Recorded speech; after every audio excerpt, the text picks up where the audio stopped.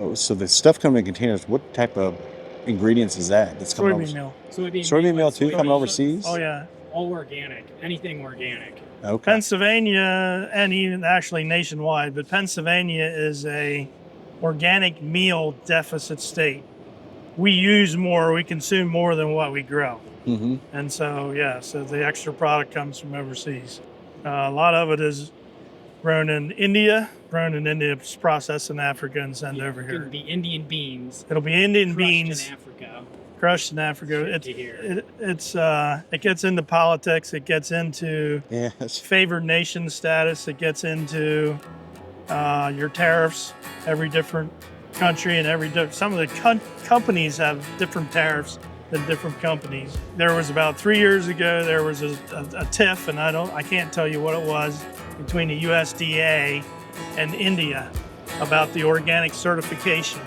So India was really scared that they were going to lose their certification to send product into America. And so to beat the system, they now send it to Togo and Ghana and ship it. They process it there and still ship it. So it's still Indian beans. Ghana is considered a third world country. The tariffs are lower. And because of the tonnage volume, it's cheaper to ship it there, process it there, and bring it over to us than to ship it straight from India. But it's the same product. It's the same product. It just goes around the world to give somebody in Ghana a job, I guess. But yeah. I know some people argue with me, but trucking will never replace the rail. Right. You can't replace the volume. Rather than fight the rail, we partnered with it. And we use the rail to bring product in, and then we truck it from the rail to the customer.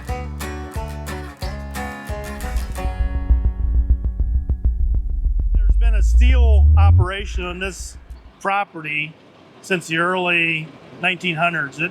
When we did a property search or whatever, title search, they actually went back to like 1890, and there was a steel mill or a steel operation on this property ever since, until Bethlehem Steel shut down the operation around 1985, 1986. And when they left, they basically just closed the doors.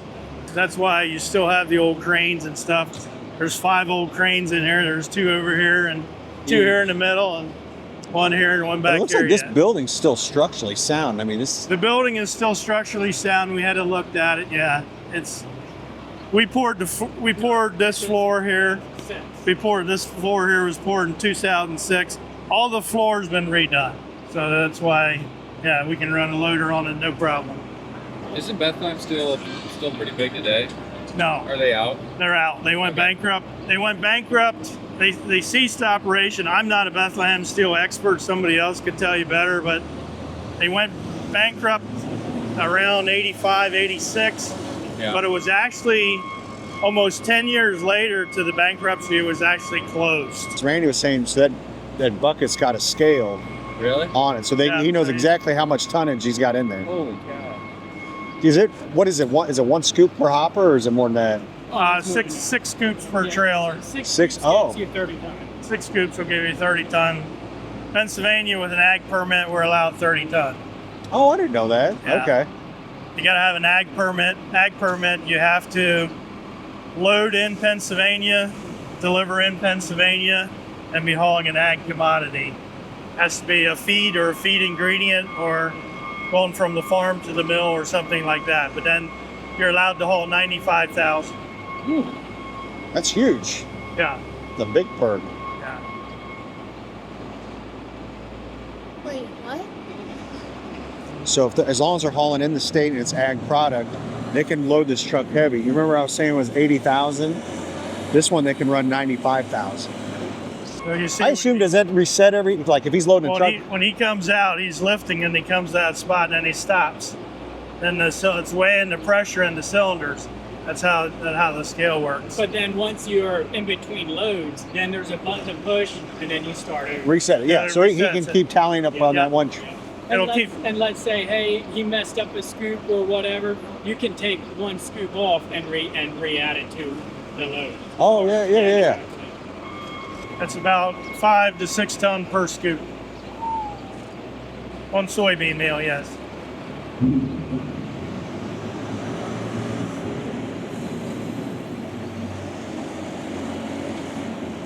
If the guys are good, they'll get within about 400 pounds of what he wants. I would imagine with this business, you said 14 trucks. Those all got to be company-owned trucks, or they owner ops? For me, they're all owner-operators but one. Okay. If you told me, I totally forgot. I didn't even know you had this business. I knew that. I mean, obviously I knew you've been on BulkLoads since 2014 and did the trucking. But I had no idea you had this transload. It's pretty cool. This is yeah. We don't do any advertising. It's all just word of mouth. That's how. That's all we did. Yeah.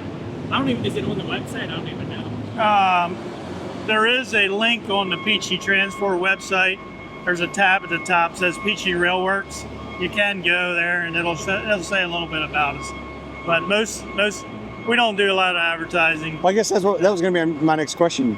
It looks like you're at capacity. I mean, if another company came in and said we wanted you to do this, could you serve? Well, that's why we're building higher. So now I'm hoping I can do 2.5 times more if we stack it up to the rafters. So now next week we're going to be pouring walls up to the crane beams so we can stack it up to the rafters. So we can get more per bay. Right. Yeah. We can't go out, so we got to go up. Yeah. And yeah, I mean, obviously that's still a lot of there's a lot of wasted space up there. Basically, if you want to say it that way, and yeah, we want to capitalize on that wasted space. But yeah, when we were started in the beginning, we never thought we'd fill the building, but the building's full. How did this even come about, the transload? Where did that begin? Did some companies just reach out and ask if you could? We started with one customer, and now we have, I don't know what the list. We have a lot. Yes. It even sounds like kind of the railroads at times, that because of their poor service, people, Well, the poor service of the railroad built the trucking. Sure, the trucking can do it. It can do it more efficiently than what the rail is, but because you're never going to bring it from Manitoba to Lancaster County by truck, no. By truck at the price that the rail will. Yeah. So yes. How far is Baltimore from here? Hour and a half. 120 miles. Oh, okay. Not That's quite, about closer 100 than I miles. thought. And Philly too, right? Philly 70 miles. 70 miles. But Philly doesn't do a lot of ag. They did some during COVID when the ports and stuff were shut down or where the bridge was down. But Philly doesn't do a lot of ag. I think it's because Philly, the port itself is too small. Yeah, they can't handle the deep water ships. They don't have enough draw. So it's either Baltimore. The product that comes into here is either out of Baltimore, Newark, or Norfolk, Virginia. And then that bridge collapse, is that Baltimore? Yeah, that was Baltimore. Did you see any effects or like? Oh my, all the ships that we got redirected into Newark and Norfolk, so it's split. Yeah. This is bright. What is that? Corn gluten meal. Corn. I thought it was cornmeal. So you said about you having to, because obviously these are stacked. Are these coming down and then you're pouring up, or you're just pouring on top of those? No, we'll take those down. Back here, we pulled the blocks into the aisle. You can see back here, we pulled them into the aisle. So it's going to be, we're going into the floor. We're actually going below the floor and lagging into the floor, and then we'll go up to the beam height. And I imagine since it's going to be poured, it doesn't have to be near the thickness, or does it still have to be? How thick are they going for the walls? For the walls, for I the think poured 12 wall. inches. 12 inches. Yeah. So about half that. So About half. Yeah, I didn't think, because if you're doing it all together, rebarring it. Yeah, it takes a lot of rebar, but yeah. Okay, so these 2 bays are soy plus. It's basically a different form of soybean meal. Well, that comes out of the Midwest near you guys. It doesn't seem like that's economical to come bring this out of the Midwest up here versus if you already have it up in this. I mean, We don't. So soy meal. soy plus. This is soy plus. This is soy plus. I think it's extruded versus expelled. Now we Okay. have the Purdue plant in Bainbridge, which isn't far from here. That makes the conventional meal. Which this is conventional, but it's a different version. Right. That is not there's not as many plants across the U.S. and so the supply and the demand is always all over the place. So when the supply is high, they rail it in, and so then you got Thanksgiving, Christmas, New Year's. A lot of the conventional mills want to have product on hand to get it through the holidays. Okay. That's when they're gonna be. We got 4 more rail cars coming, and then during them 2 months, then it'll be empty. Then they'll restock next first quarter next year. Wow. So that's a lot of this end is to just get the mills through the holidays. Is what this end. Because, and You guys are kind of like that buffer or that backup, that emergency. we're the emergency fund. Yeah. Yeah. And the reason The is insurance to give them. you guys have room in Missouri to expand. East Coast is full, as you've seen. Yeah.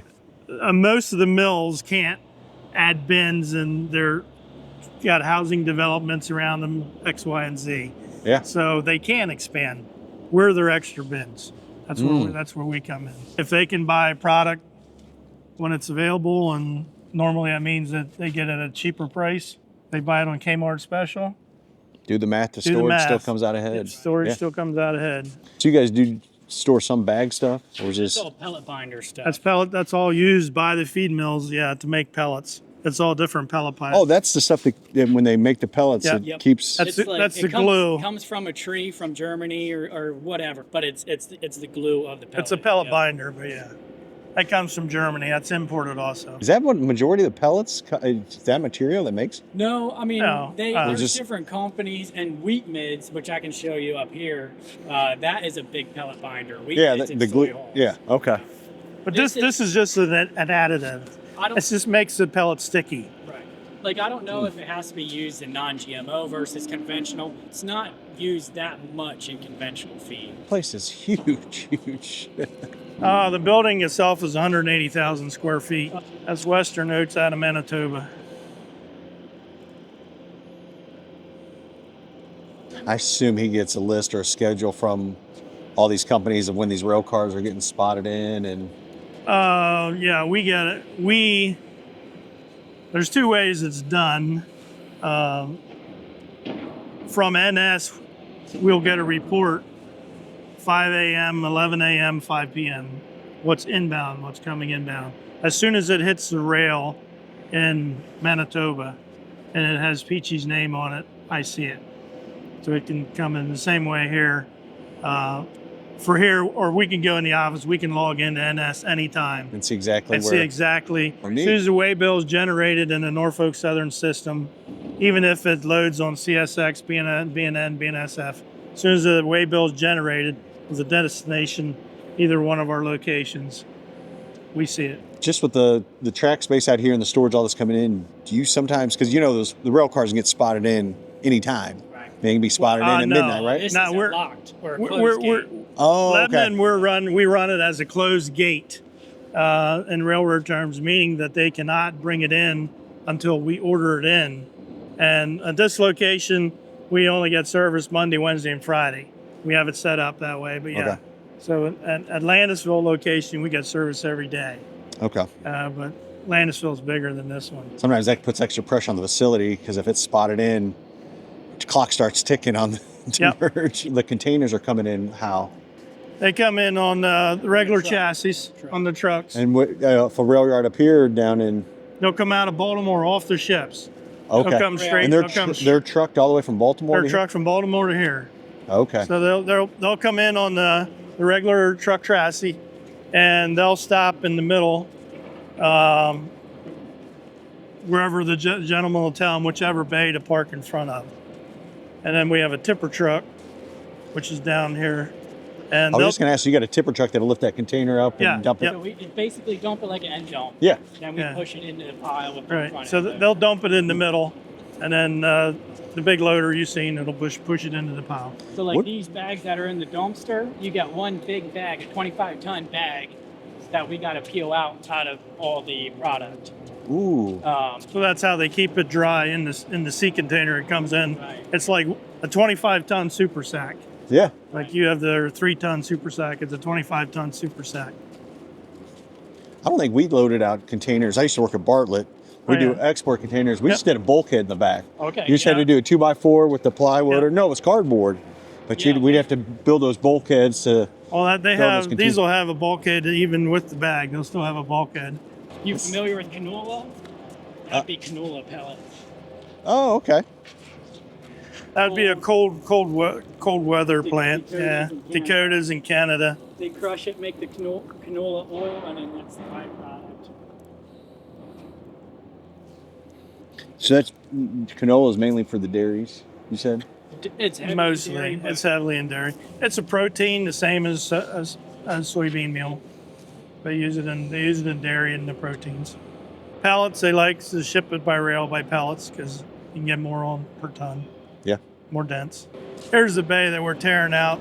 We're getting ready to move the block over here. This is the first one we're going to do our experiment with, doing the poured walls. So we're going to have longer and higher. That's our tipper truck. Oh yeah, there it is. Old Ford Louisville, Your office home is in Denver? Denver, PA, yes. When you were in Earl Martin, you were probably about 5 miles away from me. Oh, okay. They'll drop the container in the aisle right outside of whatever number we tell them.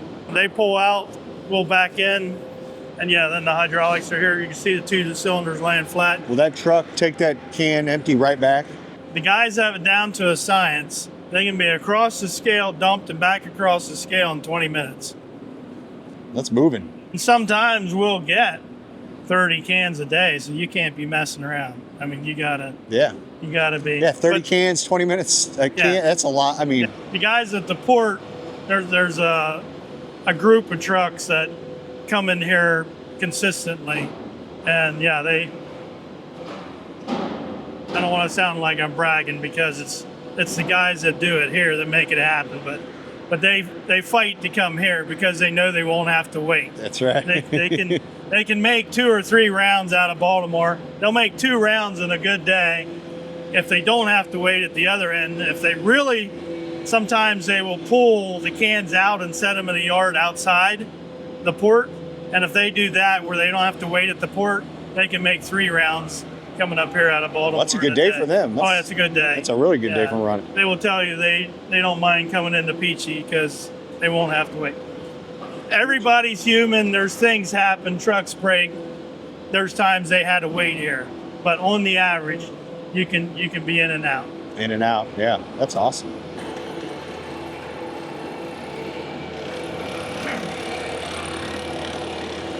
It's a cool machine. That's all sweeper on there? Yeah, it's a hydraulic sweeper, yep.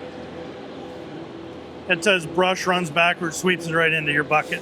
So are you every day having to shuttle back and forth between both rail yards, or is it? I try to spend as much as my time as I can in the office, but yeah, I end up like this morning. I end up working in the office, go loading trucks, coming up here, taking care of things. When we're done here, I'll be going back, loading trucks, and then I'll be back in the office again. That's a lot of logistics. It keeps you stepping, but yes. We can walk down through here if you want, but yeah. That's a heck of a sprocket. There's a gear you can put in your front yard for a ornament. Yeah, Lee. It's actually, they bundled it up here to get shipped to, there's a collector in Arkansas that's going to. That's a gear off of a John Deere steam shovel. Still got the serial number and the part number on the other side, but yeah. We can lift it with our big heister. That'll lift 30,000 pounds. I have no idea. I'm guessing it's probably 10, 15,000 pounds. So the trucks will either come in that driveway, the opposite, or it'll come in where you came in. And then he's going up on the scale. Okay. Is this your all scale or is it? This is our scale. This is where we use, yep. There are some nice trucks up in this area. I feel like you don't see that in Missouri down where we are, like just the people just the show rigs, the amount of show rigs that driving up and down the highways. Well, it's just our little scale office. When it's slow like this, then he'll also go out and load some trucks off the rail. He'll run the conveyor. And this is NS served? This is Norfolk Southern, yep. Yep. So if you would have seen this place 5 years ago, you wouldn't believe the difference, but yeah. How much more cleaned up it is, or? It still looks pretty trashy, but it has been 300% different since when we started. I bet, yeah. This area here was all weeds and junk as high as the bottom of that trailer there, but yeah, and we put the scale in here and we cleaned all this out. We cleaned out this area, took some tracks out so the trucks have a place to turn and come in through. Back when Bethlehem Steel, this was a happening place. right where we're standing, I'm told, is where the iron ore pile used to be. That's why the soil's black. But yeah, Norfolk Southern guy told me at one point there was 70 miles of track in this Bethlehem Steel complex. You got to realize Wow. the Bethlehem Steel, when it was in its day, was all the way from 8th and 3 more blocks that way. Okay. It was originally 120 acres. It's kind of narrow, long and narrow. Those buildings over there were part of it, across the street. The spike shop across the street was the last to go, and that ran into the 90s. The only reason is they made they made the railroad spikes there. And this is what I'm told. I give me a grace here, but this is what I'm told. But that the Chinese didn't figure out how to reverse engineer. They couldn't figure out what alloys they used for the spike.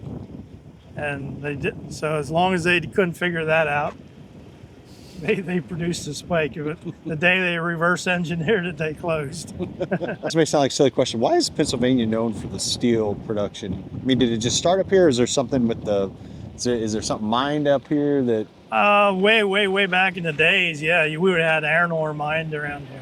A lot of immigrants came into Philadelphia, so you kind of pushed out from Philadelphia. And like our family history, they would have came into Philadelphia and moved up into the Weaverland Valley, which is right near Earl Martin where you were. Okay. That'd be where our ancestors came from. And they had the wood that they used as charcoal to fire the iron ore mines for the old steel process. Why is this a pneumatic versus hoppers out here? Is there some reason that this guy's hauling?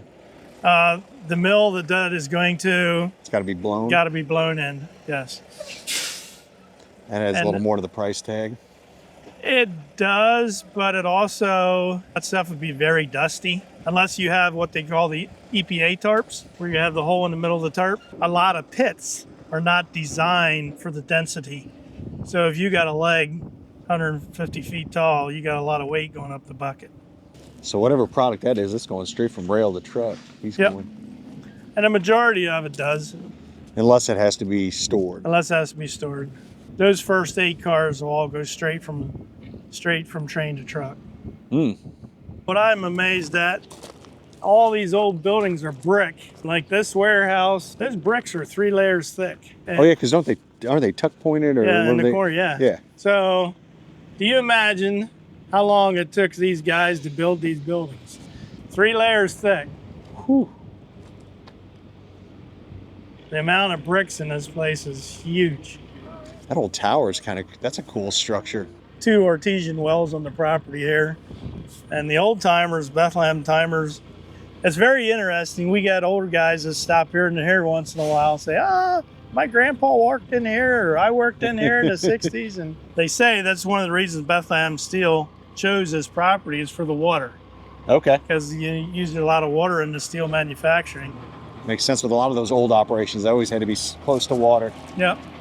And actually, where the lane we came down, there used to be a water tower there where they actually filled the steam engines with water. We got guys out of the Midwest in here all the time. Yeah. They come in, going out to Miller Poultry, Napanee, Indiana. They ship out of here every day. Okay. Big question. You can answer or not answer. What's the next 15, 20 years look like? Who knows? Good Lord knows, not me, but yeah. The Lord for sure. I mean, we got customers still beating down our doors. If they keeps up, yeah, we'll probably either put another building up or convert one of them other 2 buildings on the bottom.